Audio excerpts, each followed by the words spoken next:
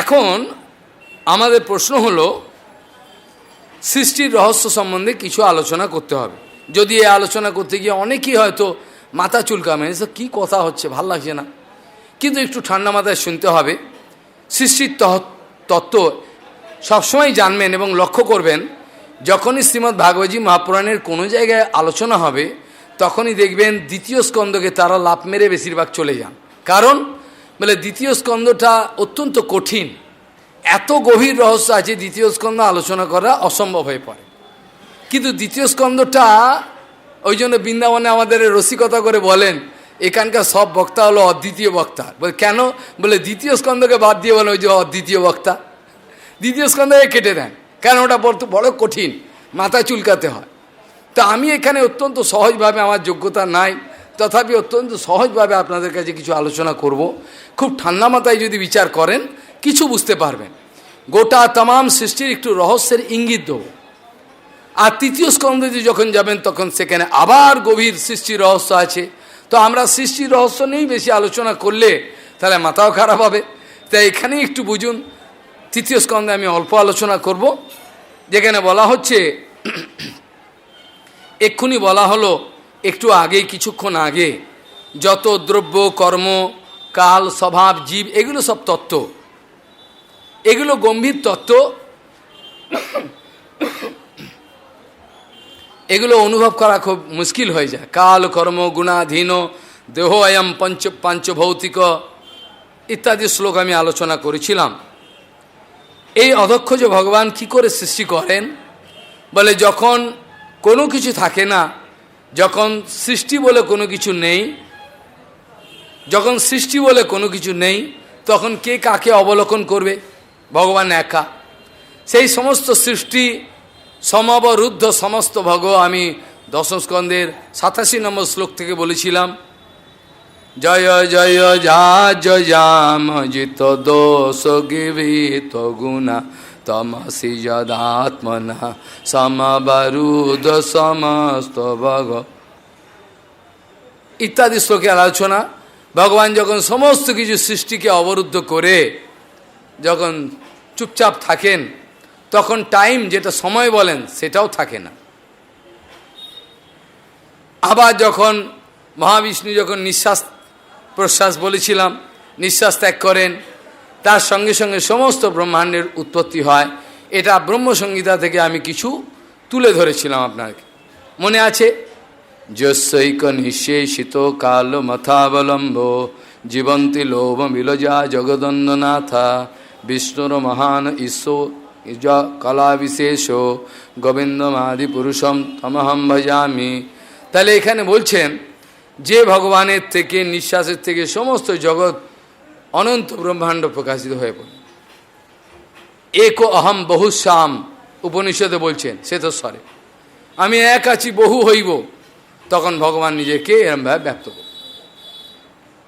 পূর্ব কল্পের বহু পূর্বের যে জীব সকল সব ভগবানেতে নিজেদের যে সংস্কার, এটাকে বীজ রূপে, গাছের যেমন বীজ থাকে, বীজটা থেকে কেউ হট করে অনুভব করতে পারবে না, সেই বীজ রূপে সবাই তাদের পূর্বের সংস্কার নিয়ে অনন্ত জীবরাশি ভগবানের মধ্যে চুপচাপ থাকে। যখন প্রকাশ করেন তখন কিভাবে সৃষ্টিটা হয় সেই সম্বন্ধে একটু বিচার করা হচ্ছে। ঠান্ডা মাথায় যেন সবাই শোনবার চেষ্টা করবেন।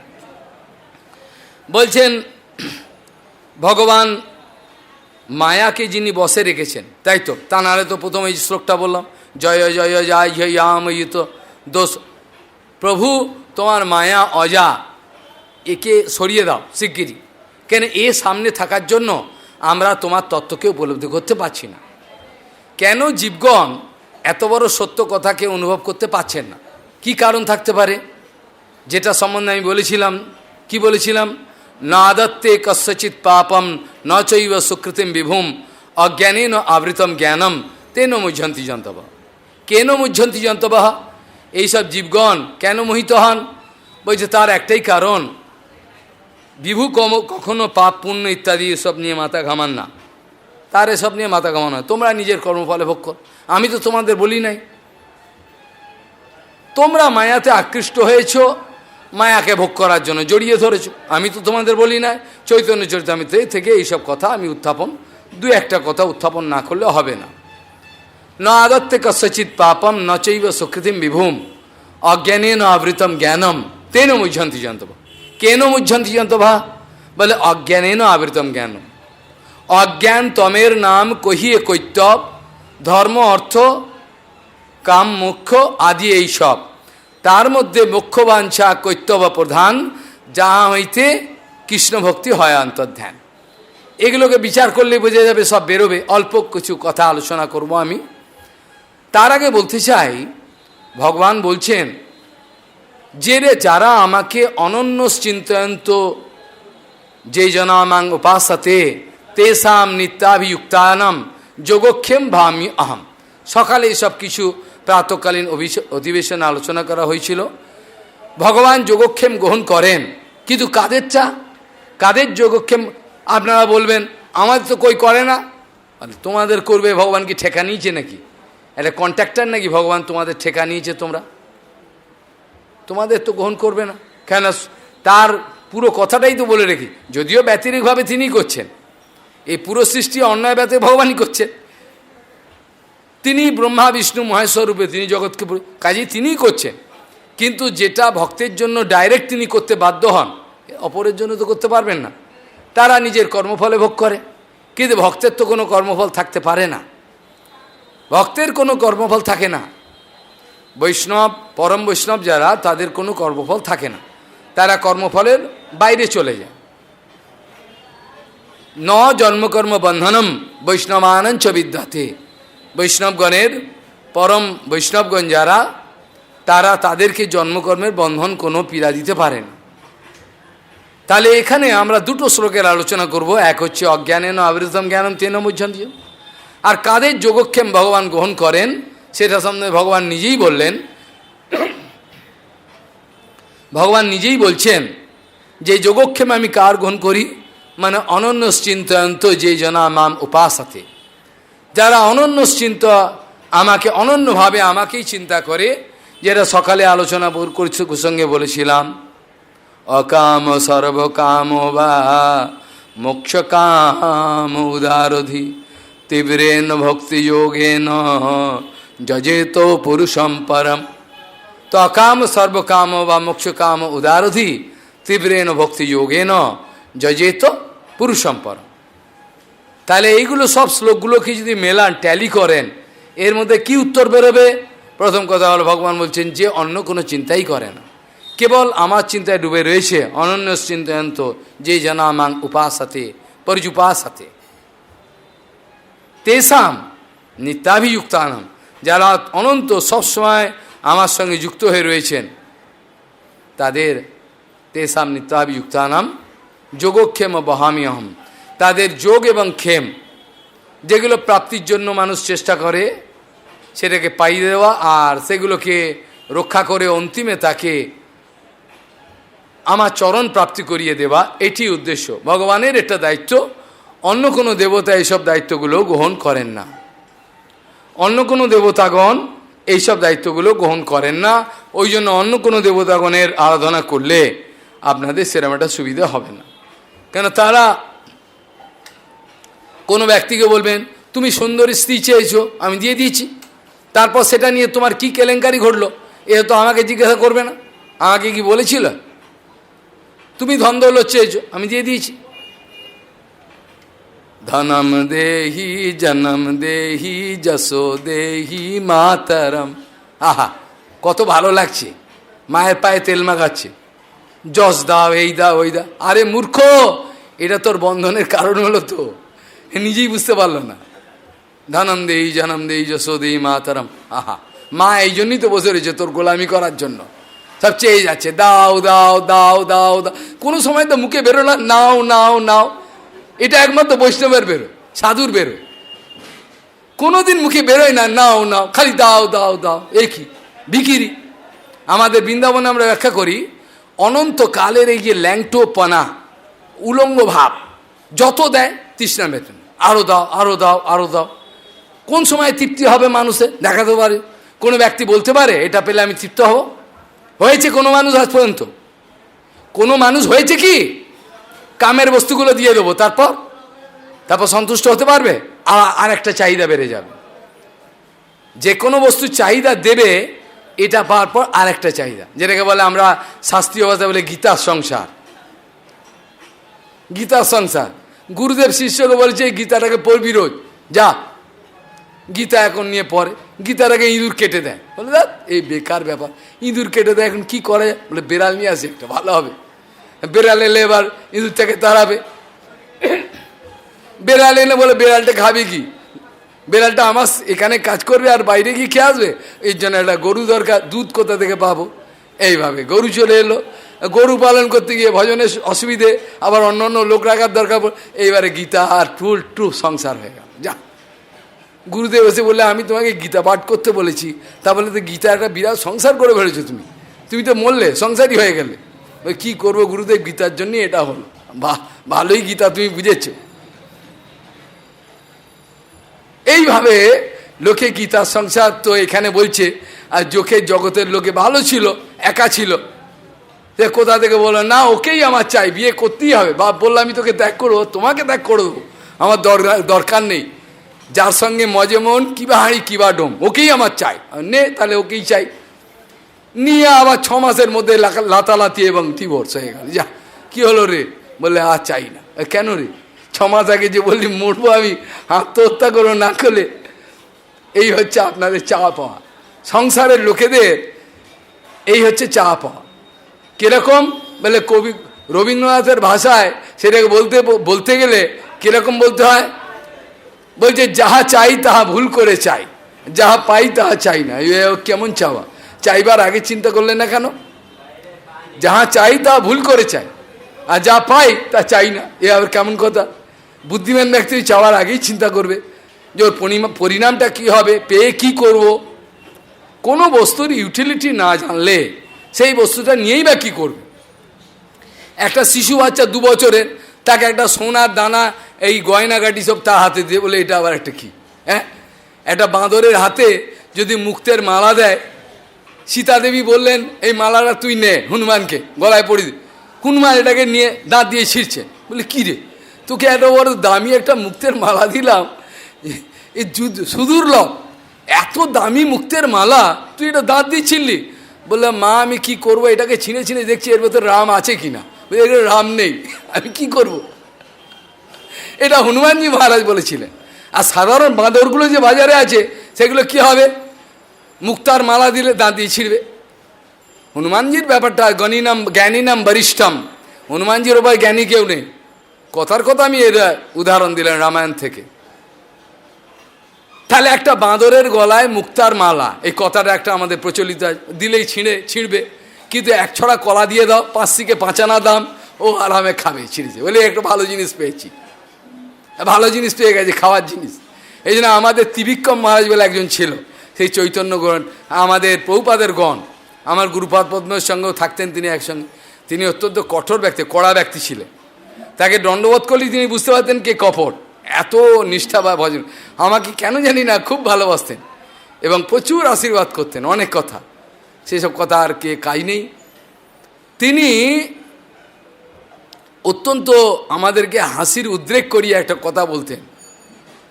সেই সব কথা সে মানে হাসতে হাসতে পেট ব্যথা বলতেন সুন্দরভাবে, যে বান্দরে ছিলে কলা আর শুয়ারে সেনে কি কচু, শুয়ারে সেনে কচু আর বান্দরে সিনে কলা।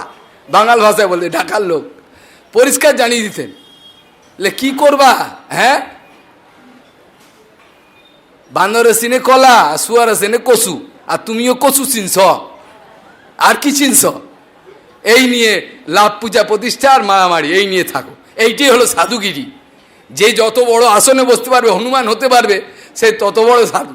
বর্তমান দিনে এই মাপকাঠি, কার কত শিষ্য বেশি, কে কত বেশি টাকা আনতে পেরেছেন, কে কত বড় মঠ করতে পেরেছেন, সোসাইটি কে কত কচুরি পুরি আপনাদের মুখে ঠেসে ঢুকিয়ে দিতে পেরেছেন, এইগুলো হচ্ছে গুরুত্ব।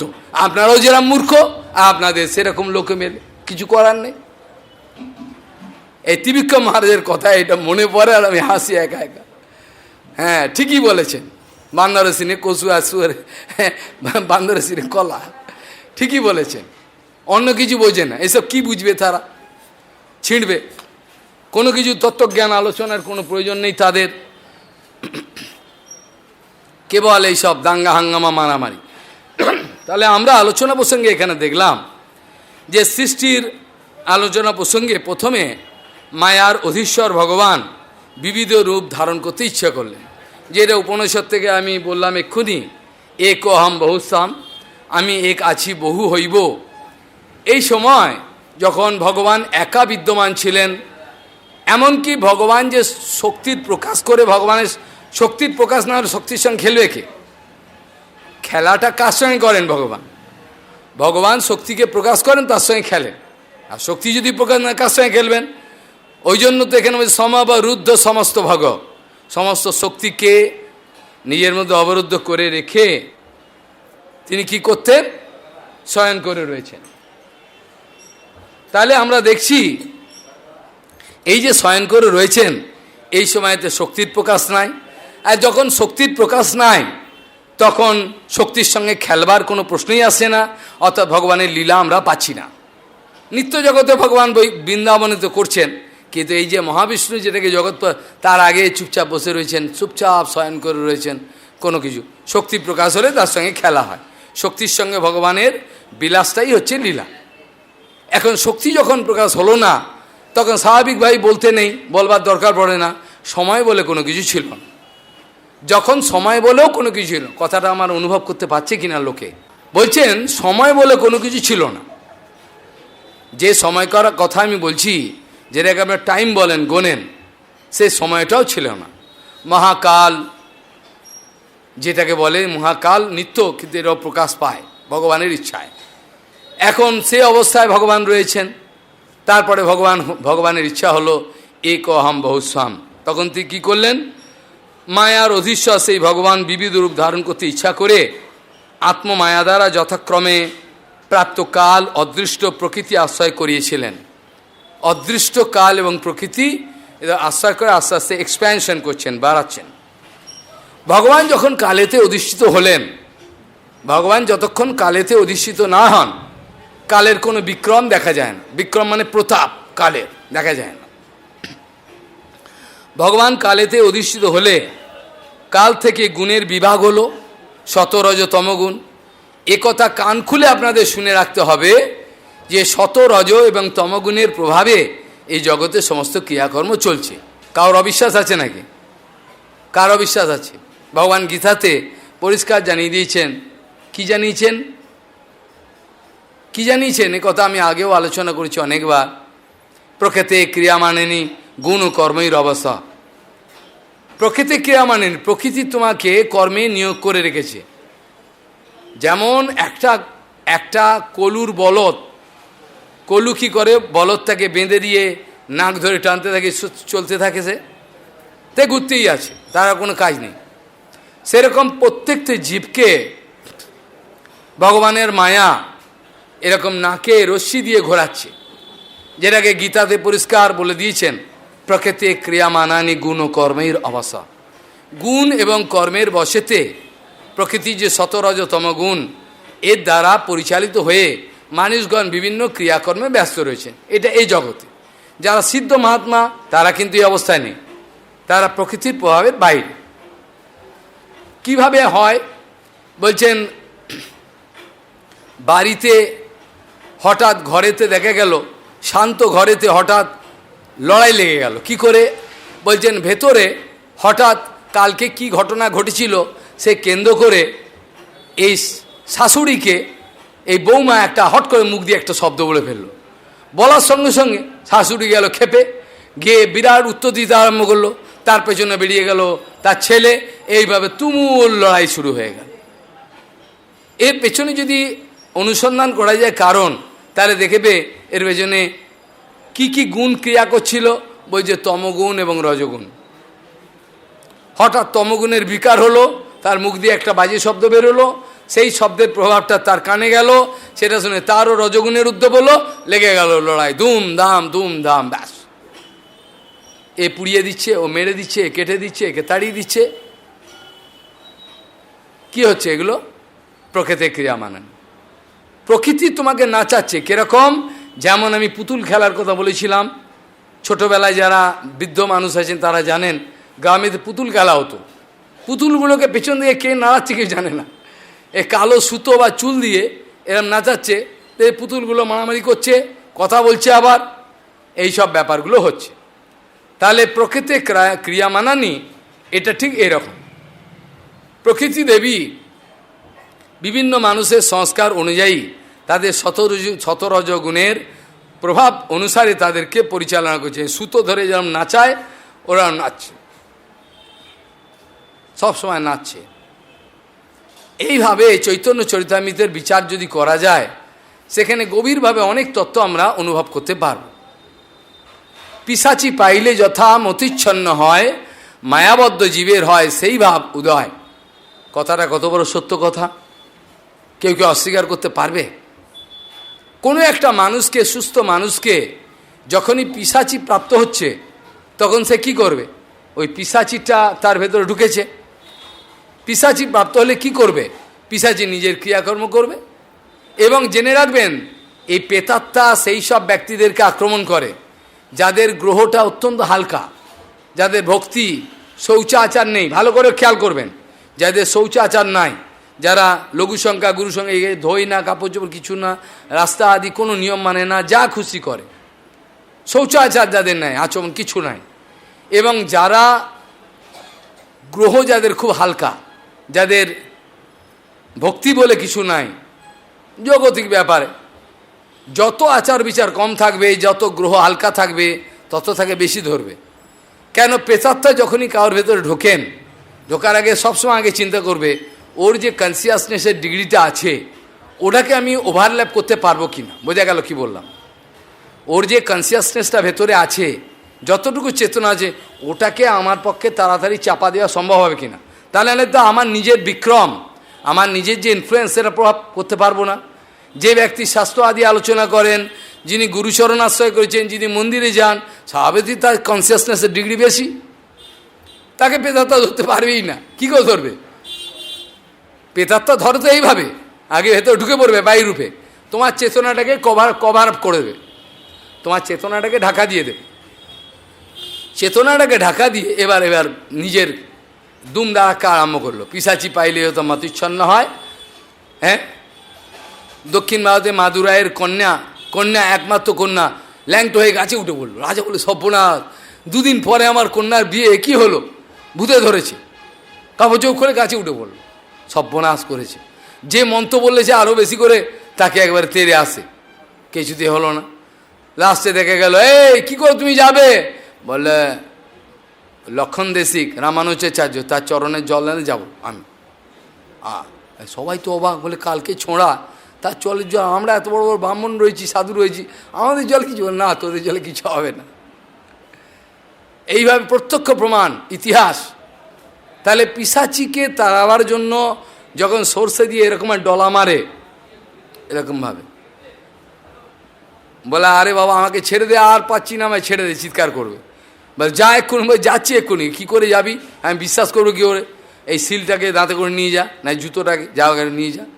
নিয়ে গেলে ফেলে দিয়ে অজ্ঞান হয়ে চলে গেল, তার নদী গেছে। এইভাবে পিশাচি পাইলে যথা মতিচ্ছন্ন হয়, মায়াবদ্ধ জীবের হয় সেই ভাব উদয়। এটা জেনে রাখবেন। এই কথাটা মনে রাখলে আর মায়া বেশি বিক্রম প্রকাশ করতে পারবে বলে মনে হয় না। আর ভুলে গেলে এখান থেকে ঘরের কথা ঘরে, আর মঠের কথা মঠে, তাহলে আর কোনো অসুবিধা নেই। আমার সব চিৎকার চেঁচামেচি বিতা হয়ে গেল, লাভ কিছুই নেই।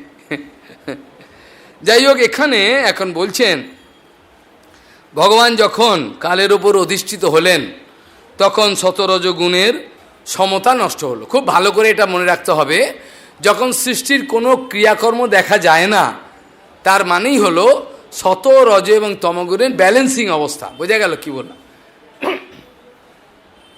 শত রজ এবং তমগুণের ব্যালেন্সিং অবস্থায় কোনো কিছু ক্রিয়াকর্ম দেখা যায় না।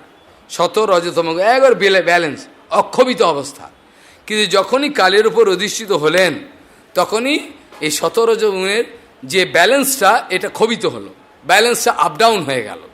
ব্যালেন্স যেই আপ ডাউন হয়ে গেল, তখন গুণগুলো ক্ষোভিত হয়ে গেল। ক্ষোভিত হয়ে একে অপরকে ডোমিনেট করার চেষ্টা করছে। এইভাবে ভগবান কি করেন, কালে অধিষ্ঠিত হলে কাল হইতে গুণের বিভাগ জন্মে, শতরজগুণের সমতা নষ্ট হয়ে যায়, তাতে সৃষ্টির জন্য একটা উন্মুখতা হয়, সৃষ্টির জন্য একটা ক্রিয়েশন, একটা সৃষ্টির একটা মুহূর্ত আসে, এবার সৃষ্টি হবে, সম্ভাবনা, পসিবিলিটি আসে। আর তখন ভগবানের অধিষ্ঠান বসে, প্রকৃতি তখন রূপান্তর আয়ন করে। প্রকৃতি, কাল, কর্ম, গুণ, জীব ইত্যাদি অদৃষ্ট এসব তত্ত্বগুলো আমি আলোচনা করছিলাম। আর জীব অদৃষ্ট রূপী একটা মহত্তত্ত্বের একটা সম্ভাবনা দেখায়। মহত্তত্ত্ব মানে কি? মহত্তত্ত্ব মানে একটা বিরাট সম্ভাবনা। জীব এই সৃষ্টির একটা গোপন রহস্য, এটাকে বলা হয় মহত্তত্ত্ব। মহত্তত্ত্ব জন্ম নিল, এইটার থেকে এবার সমস্ত সৃষ্টির তৈরি হয়। এই মহত্তত্ত্ব থেকে রজ এবং শতগুণের দ্বারা বর্ধিত হয়ে বিকারপ্রাপ্ত হলো। এই বিকারপ্রাপ্ত যখন হলো, তখন দ্রব্য জ্ঞান এবং ক্রিয়াশক্তি স্বরূপ তমপ্রধান একটা তত্ত্ব হলো, তার নাম অহংকার তত্ত্ব। আপনারা জেনে থাকবেন যে অহংকার তত্ত্ব ছাড়া কোনোদিনই কেউ কোনো ক্রিয়াকর্ম করতে পারে না। বলি আবার কি কথা বললেন? বলে হ্যাঁ, অহংকার তত্ত্ব ছাড়া কোনো ক্রিয়াকর্ম সম্ভব হয় না। বলে কেন? বলে এই অহংকারটা কখনো শুদ্ধরূপে বৈষ্ণবদের মধ্যে থাকে, শুদ্ধরূপে। সেই শুদ্ধরূপে অহংকারটার মানে হলো আমি কৃষ্ণের দাস, এ শুদ্ধ অহংকার। যখনই এই অহংকারটা বিকৃত রূপে থাকে, তখন আমি তো মায়ার দাস, এই মায়ার দাসত্ব করতে ব্যস্ত হয়ে পড়ে।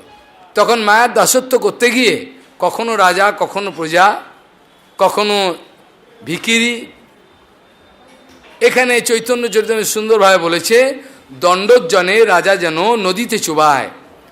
যাকে পানিশমেন্ট দিচ্ছে রাজা, তাকে দড়িতে বেঁধে ওপর থেকে এরকমভাবে ফেলছে জলে, এরকম করছে, আবার তুলে নিচ্ছে, আবার জলে ফেলছে। সেটা চৈতন্য চরিতামৃত বলছে। কখনো রাজা, কখনো প্রজা, কখনো ভিখারি, কখনো পশু পাখি, কখনো স্ত্রী, কখনো পুরুষ, বিভিন্ন জনিতে ফেলে দিচ্ছেন। ফেলে এই জীব সকল নিজের কর্মফলে অনন্তকাল ধরে এরকমই জন্ম এবং কর্ম। অনাদি কর্ম ফলে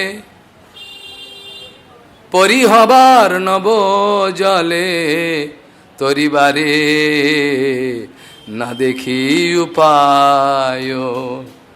ভক্তিবিনোদ ঠাকুর এসব বলেছেন। অনাদি কর্ম ফলে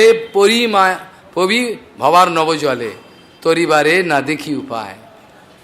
পরে দেখা গেল সাধুগুরু বৈষ্ণবের যখন সঙ্গ হয়ে গেল, তখন সমাধান। সেটা চৈতন্য চরিতামৃতে বলছেন যে এই ভাসতে ভাসতে একটা কাষ্ঠখণ্ড যেমন কুলেতে ভেড়ে, একটা কাঠের খণ্ড অনেক দিন ধরে জলে ভাসতে ভাসতে একটা কুলেতে যখন এলো, তখন কুলে এসে এবার ঢেউতে ধাক্কা দিয়ে দিল, সে পারে গিয়ে পড়ল। চৈতন্য চরিতামৃতে সে এরকমভাবে বলেছে যে অনাদিকাল ধরে এই মায়ার সাগরে ভাসতে ভাসতে কখনো কোনো সৌভাগ্যক্রমে তার কুলেতে এসে পড়ল। এবার সাধুগুরু বৈষ্ণবের কৃপাতে তার কি হলো, আত্মজ্ঞান হলো। তখন সে জানতে পারল এই জগতের কোনো বস্তু বা ব্যক্তি আমার আপনজন নয়, আমার একমাত্র আপনজন হলো ভগবান। এছাড়া এটা কোনো গল্প কথা নয়, এটা হচ্ছে মোস্ট প্র্যাকটিক্যাল বিষয়। এত বড় বিজ্ঞান ভিত্তিক বিষয় জগতে আর কিছু দেখাতে পারবেন না, আপনাদের কারোর ক্ষমতা নেই। তাহলে এই সত্যটা জানবার জন্য কত দেরি হয়ে গেল আমাদের, কত জন্ম আমরা নষ্ট করলাম। এখনও আমরা এই মনুষ্যদেহ লাভ করেছি, এত সুন্দর চোখ, হাত পা, কান, নাক, মুখ, কত বুদ্ধি দিয়েছেন ভগবান। এখনও বলছি এক জন্মে কি ভগবানকে পাওয়া যায়? আরে ছাগল, এক জন্ম, এটা অনন্ত জন্ম ধরে চলছে। যারা বলে এসব ফাঁকিবাজি কথা, এক জন্মে কি হয়, এক জন্ম মানে এটা কি এক জন্ম নাকি? তো অনন্ত জন্ম ধরে ঘুরছি, তাই এটা এক জন্ম হলো? কে বললো এক জন্ম? অনাদিকাল ধরে এটা চলছে। তাহলে যার এরকম অবস্থা হলো সেই হলো। তাহলে দেখলাম অহংতত্ত্ব ছাড়া হয় না। কেন ভক্তের এরম ভাব আসবেন, আমি ভগবানের দাস, এটাও তো একটা অহংকার। তা অহংকার শুদ্ধ রূপে থাকলে সেটা বন্ধনের কারণ হয় না।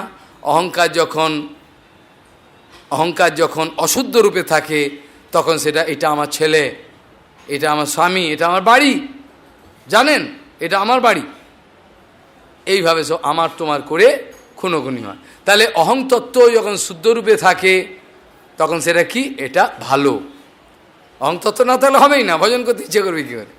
আমি এসব কথা অন্য অন্য সভাতেও প্রচুর আলোচনা করেছিলাম, সেগুলো সব পুনঃ পুনঃ আলোচনা করলে অনেক সময় লাগে, সময় চলে যায়। এইসব তোলা আছে, কেউ যদি শোনে তো ভালো। অহংকারের অধিষ্ঠাত্রী দেবতা সংকর্ষণ, বাসুদেব বলে চিত্তের, বলেছিলাম এসব কথা। হ্যাঁ, অনিরুদ্ধ মনের, এতে সব কথা বলেছিলাম সমস্ত, কিন্তু কে শোনে, শোনার লোক কই। আর বারবার একই কথা আলোচনা করলে সময় চলে যাবে। যাই হোক, আমি দেখছি কি করা যায়, সময় যদি হয়। এখানে বলছেন তাহলে তমগুণ, তাহলে কি হলো, ভগবানের ওই যদি কালেতে অধিষ্ঠিত হলো তখনই তার তো শতরজতমগুণের বৈষম্য দেখা দিল, তাতে সৃষ্টির একটা উন্মুখতা চলে এলো, তার সঙ্গে প্রকৃতি তখন রূপান্তর আনয়ন করে, ভগবানের অধিষ্ঠান বসে এবং জীবের অদৃষ্ট রূপে মহত্তত্ত্ব জন্ম নেয়। আর সেটা আবার রজ এবং শতগুণের দ্বারা বর্ধিত হয়ে মহত্তত্ত্ব বিকারপ্রাপ্ত হয় এবং তা থেকে দ্রব্য, ম্যাটার দ্রব্য, আর তার সেন্স, দ্রব্য জ্ঞান এবং অ্যাকশন, ক্রিয়া, অ্যাকশন, এগুলো সৃষ্টি হয়। হ্যাঁ, দ্রব্য জ্ঞান এবং ক্রিয়াশক্তি স্বরূপ তমপ্রধান একটা বিষয় তৈরি হয় তত্ত্বপ্রকাশ, তার নাম হচ্ছে অহংকার তত্ত্ব। এই অহংকার তত্ত্ব না হলে সৃষ্টির কোনো কিছুই সম্ভব হবে না। তারপরে এই অহংকার তত্ত্ব বিকৃত ভাব হয়ে তারপরে এই অহংতত্ত্ব যেটা হলো, এই অহংতত্ত্বটায় ডিভিশন হয়ে তাতে সাত্ত্বিক অহংকার, অহংতত্ত্ব হলো এখন, অহংতত্ত্ব হলো, এই অহংতত্ত্বটা ডিভিশন হয়ে সাত্ত্বিক অহংকার, রাজসিক অহংকার এবং তামসিক অহংকার, তিন রকম বোঝা যাচ্ছে ভালো করে।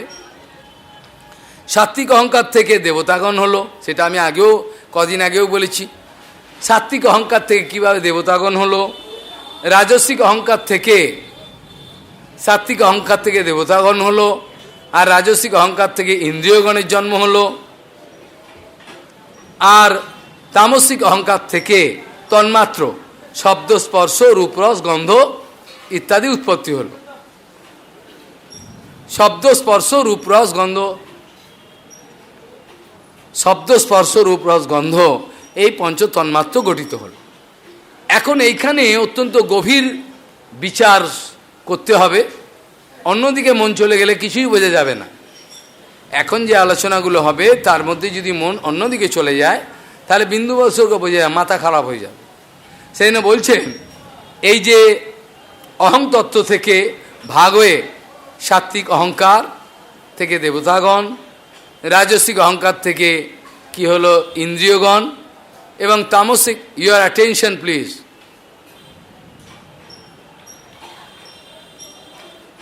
তামসিক অহংকার থেকে শব্দ, স্পর্শ, রূপ, রস, গন্ধ ইত্যাদি উৎপন্ন হলো। এখন শব্দ, স্পর্শ, রূপ, রস, গন্ধ এগুলো কি করে হলো, আকাশ আদি বিস্তার হলো কি করে, এগুলো সব আমাদের বিচার করে দেখতে হবে কি করে হলো এগুলো একে একে। বলে এই সাত্ত্বিক অহংকার থেকে দেবতা, রাজসিক অহংকার থেকে ইন্দ্রিয় সম, তামসিক অহংকার থেকে পঞ্চভূতের উৎপত্তি হলো। পঞ্চভূতের উৎপত্তি কি করে হলো, সব বীজ রূপে। এই সংসারের মূল হলেন ভগবান। যে কথা আলোচনা করতে গিয়ে আমি পূর্বে বলেছিলাম, একটি বটবৃক্ষের বয়স হলো 3000 বছর, 2500-3000 বছর, দেখে কি চিনতে পারবে? পাগল হয়ে যাবে। সেই বটবৃক্ষটার কোথায় মূল, কোথায় আসল মূলটা কেউ খুঁজে পাবে না। এরকমভাবে সংসারের যে একেবারে মূল সেটা কোথায় হয়েছে, বলছে এইভাবে আমি যে বলছি এইভাবে থেকে এক্সপ্যানশন প্রকাশ হয়েছে। আশ্চর্যজনক অবস্থা, একটা বটবৃক্ষের ফল একটা পাখি ভোজন করে তার থেকে যে বিষ্ঠা ত্যাগ করবে, সেটা যদি উপযুক্ত জায়গায় জল, হাওয়া, বাতাস প্রাপ্ত হয় তাহলে কি হবে, সেখান থেকে অঙ্কুরিত হবে। অঙ্কুরিত হওয়ার পর সেই অঙ্কুর থেকে কী হবে, আস্তে আস্তে গাছ বড় হবে। আলো বাতাস জল প্রাপ্ত হওয়ার পর সেই বৃক্ষটা আস্তে আস্তে বড় হতে হতে যখন সেটা 2000-3000 বছর হয়ে যাবে, তখন এই বৃক্ষটার মূল কোথায় কেউ বুঝতে পারবে। অর্থাৎ ভালো করে এটা খুব চিন্তা করতে হবে, বিচার করতে হবে। যেমন একটা বটবৃক্ষের বা যে কোনো বৃক্ষে, শুধু বটবৃক্ষ হলে তো খুব ভালো হয়, বোঝাটা সুবিধা হয়। বটবৃক্ষের যেমন এই যে শাখা পোশাখা মূল কোথায় যে চলে গেছে কেউ ধরতে পারছে না, ঠিক সেরকমভাবে কোনো বীজ থেকে যখন গাছ উৎপন্ন হয় তখন ওই বীজটাকে আর খুঁজে পাবেন না। এই জন্য আমাদের জগতে অনেক উৎপন্ন, বীজ আগে না গাছ আগে, বীজ আগে না গাছ আগে, অনেক তর্ক বিতর্ক। বাস্তবিককে কোনোটাই আগে নয় বেটা, সমস্ত মূলে হলো ভগবান। সব তর্ক বিতর্কে ঝেঁটিয়ে ফেলে দাও, কিচ্ছু না, এইসব তর্ক বিতর্কের সৃষ্টি করে কিচ্ছু হবে না। তাহলে যখনই একটা গাছ উৎপন্ন হয় বীজ থেকে, তখন মূল তো আর কোথা থেকে পাবে বীজটা থেকে ফেটে ফুটে এখন বেরিয়ে গেছে গাছ। ঠিক সেরকমভাবে যখন ভগবান এই জগৎকে ধীরে ধীরে প্রকাশ করেছেন, তার যে মূল রহস্য আমি আস্তে আস্তে বলছি, যার ক্ষমতা আছে সে মনে রাখুন, আর নাহলে ভুলে যান, আর কি করব। তাহলে বলা হলো এই পঞ্চভূতের উৎপত্তি হবে, সাত্ত্বিক অহংকার থেকে দেবতারা হয়ে গেল, আর রাজসিক থেকে বললাম এক্ষুনি ইন্দ্রিয়গণ, কর্মেন্দ্রিয় জ্ঞানেন্দ্রিয় ইত্যাদি, আর তামসিক অহংকার থেকে তন্মাত্র, এবং বলছে পঞ্চভূতের উৎপত্তি। তামস ভূতাদির বিকার থেকে আকাশ উৎপন্ন হয়। তামস ভূতাদির বিকার থেকে কি হয়, আকাশ, যেটাকে আপনারা স্পেস বলেন। জগতে এমন কোনো বস্তু নেই যার ভেতরে স্পেস অর্থাৎ আকাশ নেই, আছে? জগতে এমন কোনো বস্তু আছে যার ভেতরে আকাশ নেই? কে আছে এখানে, উত্তর দেবে কে? জগতে এমন কোনো বস্তু আছে যার ভেতরে আকাশ নেই? কি ব্যাপার, কেউই বলতে পারে না। আকাশ ছাড়া বস্তু হয় না। যদি কোনো ব্যক্তি বলে, কেন মহারাজ লোহার একটা খণ্ড রয়েছে যার ভেতরে আকাশ আছে? এমন, হ্যাঁ আছে। যারা বিজ্ঞান পড়েছে তারা জানে, যারা হায়ার সায়েন্স পড়েছেন যারা, তাছাড়া সাধারণ বোকা লোক কি বুঝবে? ওর ভেতরেও স্পেস আছে। কে বললো নেই? যত ডেন্সিটি গাঢ় করে দেবে এ পৃথিবী, এই যে আর্থ যেটাকে পৃথিবী দেখছো, সেটা ওপরটা দুধের স্বরের মতো একটা লেয়ার পড়েছে, এটাকে মাটি বলা হয়। তার ভেতরে এখনো গলিত অংশ যেটাকে লাভা বলা হয়। এখনো দেখবেন জাপান ফাপানে লাভা বেরিয়ে পড়ে, এরকম সমুদ্রের জল দেখতে, অগ্নিয়গিরি।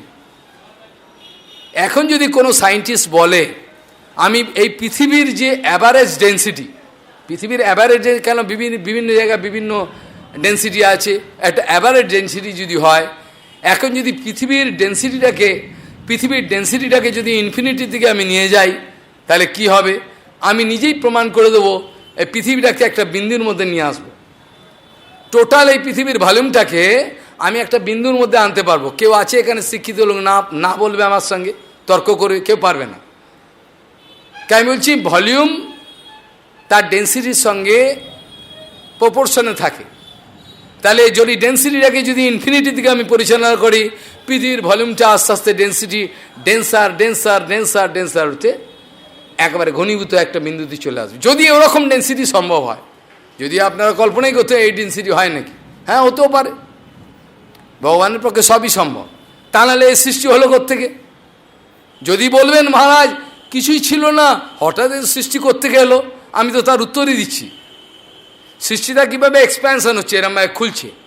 আবার যখন দেখবেন প্রলয় হবে, তখন একটা সৃষ্টির কজটা, একটা সৃষ্টির কারণ আর একটা আগের সৃষ্টির কারণ যে সাবমার্জ করবে। যারা শিক্ষিত লোক তারা বুঝতে পারছেন, সৃষ্টি যখন এক্সপ্যানশন ফুল ফ্লেজেড, যখন ধ্বংস হয়ে যায় পরিপূর্ণ, তখন যে কারণটা একেবারে শেষে হয়েছে, সে কারণটা তার আগের কারণে সাবমার্জ করবে, তার কারণটা তার পরের কারণে সাবমার্জ করবে। এই করতে বলতে যেমন ফোল্ডিং আপনারা যা ফোল্ড হতে আবার গিয়ে একেবারে কোলাপস মেরে যায়, যা কিচ্ছু নেই। বোঝা গেল কি বললাম?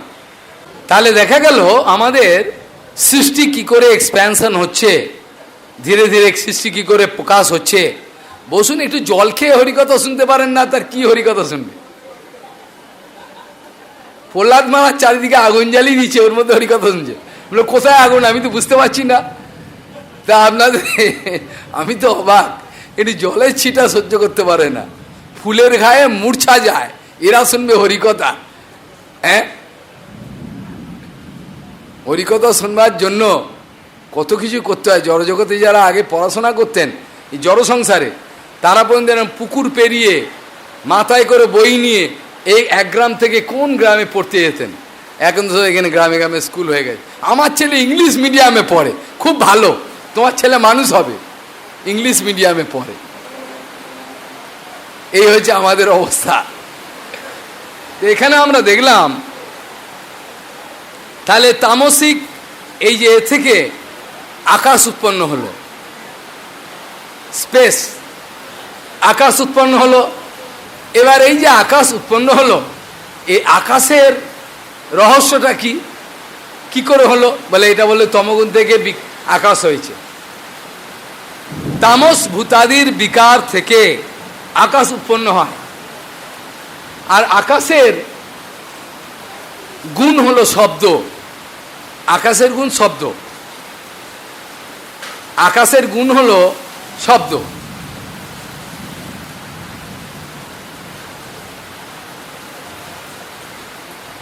আকাশের গুণ হলো শব্দ। এবার এই শব্দ যদি না হতো, শব্দ আদি উৎপত্তি, আকাশের সঙ্গে সঙ্গে শব্দ, তামসিক বিকার, তামসিক গুণ বিকারপ্রাপ্ত হয়ে তামস ভূতাদি বিকার আকাশ হয়। শব্দ আকাশের সূক্ষ্মরূপ, শব্দ আকাশের সূক্ষ্মরূপ। এবার এই শব্দ যদি না হতো তাহলে কিছুই হতো না, শব্দের ফলেতে অনেক কিছু। এবং আমরা শব্দ থেকে যে বিশ্বের উৎপত্তি হয়েছে, এটা শব্দব্রহ্মের বিচার ক্রমে চেতনা জাগরণ গ্রন্থেতে আমরা অ্যানালিটিক্যালি আমি আলোচনা করে প্রকাশ করেছি। চেতনার জাগরণ একটা গ্রন্থ, গোমাতার গোহত্যার ব্যাপার।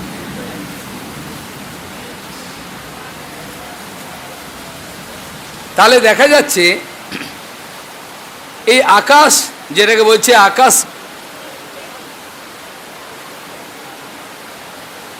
এই আকাশ বিকারপ্রাপ্ত হলে তা থেকে কি হয়? বায়ুর উৎপত্তি হয়। প্রথমে আকাশ হলো, প্রথমে আকাশ হলো। এত গুরুত্বপূর্ণ আলোচনা এখানেই বিঘ্ন, শ্রেয়াংশে বিঘ্নানি বহু। ভালো কাজেতে সবসময় বিঘ্ন আসবে, কিন্তু এটাতে ভেঙে পড়লে চলেন। বলছেন প্রথমে আকাশ হলো, আকাশের স্বাভাবিক গুণ হলো কি? শব্দ, সূক্ষ্ম গুণ। এবং আকাশ এবার বিকারপ্রাপ্ত হলে তার থেকে তো বায়ুর উৎপত্তি হলো। আকাশ বিকারপ্রাপ্ত হয়ে কি হলো? বায়ুর উৎপত্তি হলো। এখন বায়ু যেটাকে বলছেন তার মধ্যে স্বাভাবিকভাবে চিন্তা করে দেখুন, বায়ু যেটাকে বলছেন, বায়ু যেটাকে বলছেন, তাহলে তাহলে তার আগের কারণটা থাকবে আকাশের গুণ যেন পরপর ভূতে। তাহলে যেটাকে বায়ু বলছো, বায়ুর মধ্যে আগের যে গুণটা শব্দ, এটা স্বাভাবিক থাকবে। বোঝা গেল কি বললাম? কেন? ওটার থেকে তো এটা এসছে। এইবারেতে বায়ু আকাশের শব্দকে ধারণ করবে, করে থাকে। বায়ুর দ্বারাই আমরা শব্দগুলো, আমার শব্দটা আপনাদেরকে বায়ুর দ্বারাই যাচ্ছে। ইথার তরঙ্গ এটা বলে বৈজ্ঞানিকরা। বায়ু থেকে দেহ ধারণ, ইন্দ্রিয়, মন এবং শরীরের পটুতায় জন্মে। বায়ু ছাড়া কিছুই হয় না। সমস্ত বস্তুর অন্তরে বাহিরে স্পেস অর্থাৎ আকাশ থাকবেই থাকবে। আর আকাশ থাকলে পরে বায়ুও থাকে, কিছু না কিছু যত সূক্ষ্ম রূপে থাকবে। তাহলে অদৃষ্ট কর্ম স্বভাববশত, অদৃষ্ট কর্ম এবং স্বভাববশত এখনকার এই যেটাকে বায়ু বললাম, বায়ু তন্মাত্র হলো। এই বায়ু যখন বিকারপ্রাপ্ত হবে তখন থেকে তার থেকে তেজ উৎপন্ন হবে। বায়ু বিকারপ্রাপ্ত হলে তার থেকে তেজ উৎপন্ন হবে। তেজ মানে রূপ, তেজ মানে দেখা যাবে। তাই যেখানেই তেজময় বস্তু, তেজ উৎপন্ন হলেই দেখবেন তার মধ্যে শব্দ, স্পর্শ এবং রূপ তিনটেই থাকবে। কেন? এর আগের ভূতগ্রহণগুলি থেকে এর উৎপত্তির কারণগুলো আগে এর উৎপত্তির কারণটা আগের থেকে হয়েছে, তা আগের থেকে হলে থাকবে। যেমন 100 টাকার মধ্যে 10 টাকা এমনি থাকবে,